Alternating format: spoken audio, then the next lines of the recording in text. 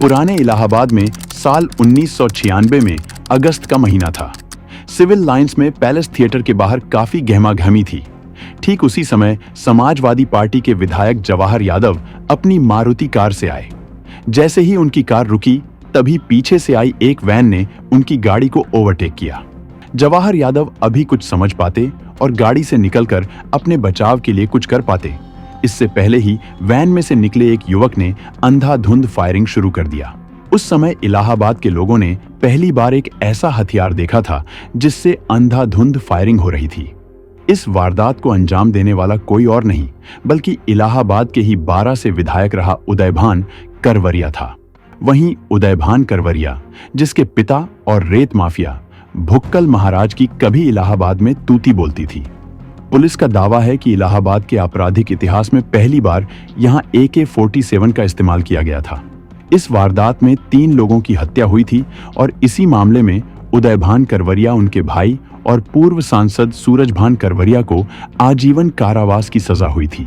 इस वारदात के बारे में आज हम राष्ट्रबोध में इसलिए बता रहे हैं। एक दिन पहले ही उदयभान करवरिया की आजीवन कारावास की सजा राज्य सरकार की कृपा से माफ हुई है और वह जेल से बाहर आ गया है। इसलिए लाजमी है कि उसकी भी क्राइम कुंडली से लेकर राजनीतिक इतिहास पर एक नजर डाल लिया जाए।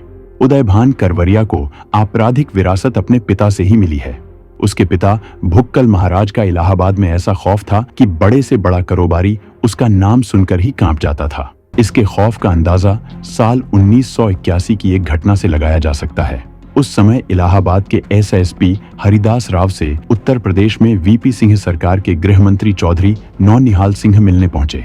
उन्होंने अपने साथ आए युवक की पहचान SSP से भुक्कल महाराज के रूप में कराई तो SSP ने होम मिनिस्टर नौनिहाल सिंह के प्रति कृपा प्रकट करते हुए कहा कि आपकी बहुत बड़ी कृपा से ही वह सबसे बड़े बदमाश की शक्ल देख पाया हूँ।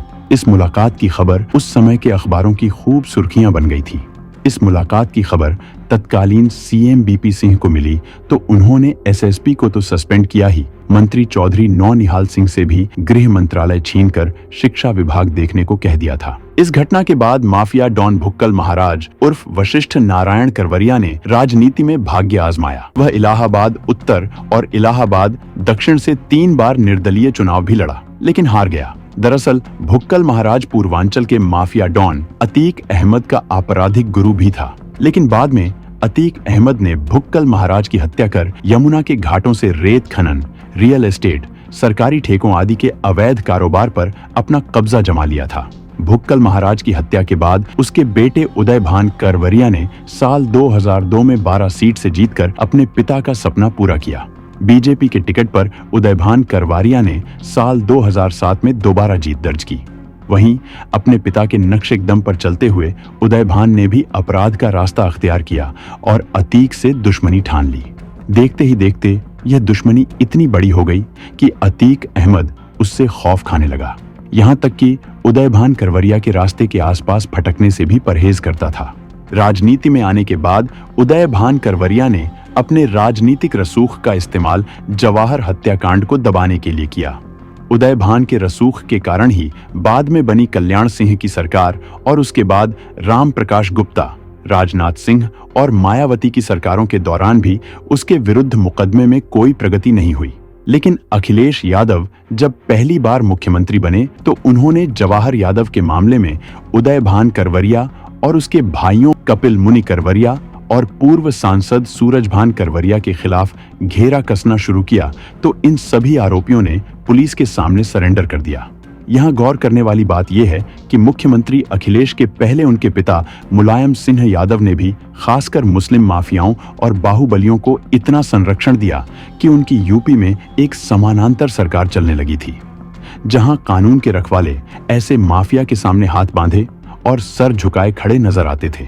यूपी में समाजवादी पार्टी की हिंदू मुस्लिम और यादव वाली राजनीति के कारण आखिरकार उदयभान करवरिया को साल 2015 में आजीवन कारावास की सजा हो गई।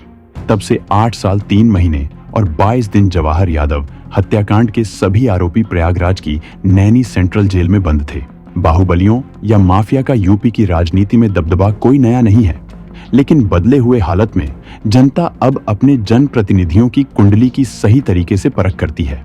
साथ ही यह समझने की गहराई से कोशिश की जाती है कि आखिर अतीक अहमद जैसे माफियाओं को तैयार करवाने के लिए किसने खाद पानी देकर मजबूत किया।